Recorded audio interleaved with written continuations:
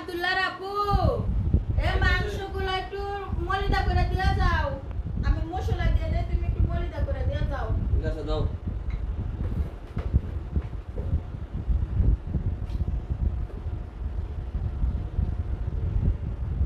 এখানে দিয়ে দিলাম পেঁয়াজ কুচি কুচি,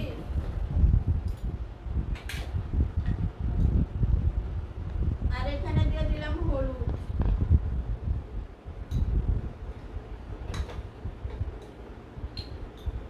আর এখানে দিয়ে দিলাম মরিচ,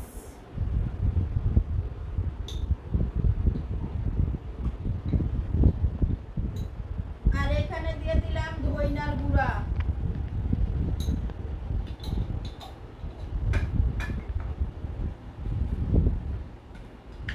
আর এখানে দিয়ে দিলাম জিরার গুঁড়া, এখানে দিয়ে দিলাম জিরার গুঁড়া 2 চামচের মতো। আর আপনারা যেটুকু মাংস এতটুকু অনুযায়ী আপনারা দিয়ে দেবেন আপনাদের স্বাদ অনুযায়ী।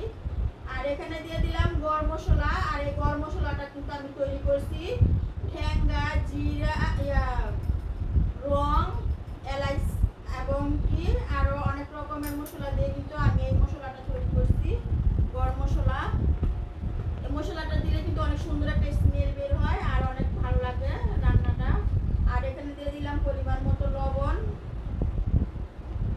লবণটা কিন্তু আপনাদের স্বাদ অনুযায়ী দিয়ে দিবেন রান্নার পরিমাণ মতো। আর এখানে দিয়ে দিব এখন আদা রসুন বাটা,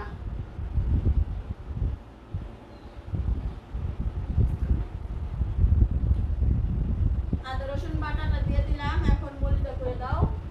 সব মশলা দেওয়া শেষ।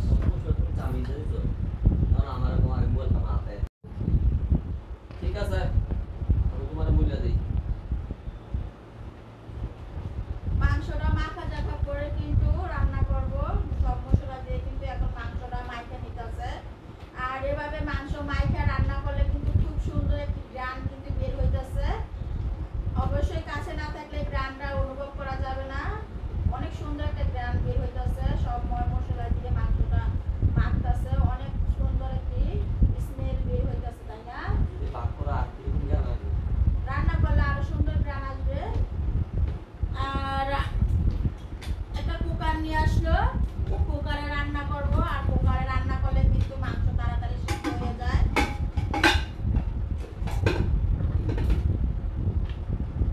সব মাখা শাখা হয়ে গেলে মাংসটা আমি কিন্তু কুকারে শর্টকাট করে রান্না করে দিব। তুমি নামাজ পড়ে আস্তে আস্তে আমার রান্না কমপ্লিট হয়ে যাবে, নামাজ পড়ে আইসা তুমি খাইতে পারবা।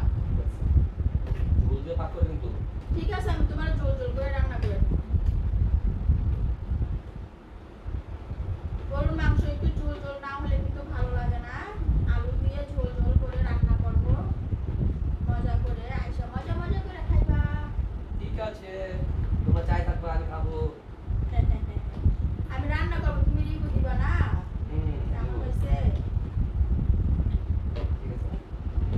খুব সুন্দর করে কিন্তু মাংসগুলো মাখা হয়ে গেছে। ধন্যবাদ তোমাকে মাংসগুলো মেখে দেওয়ার জন্য। আর এভাবে মাংস মাইখা রান্না করলে কিন্তু টেস্টটা সেরকম আসে। আর এখন রান্না করব,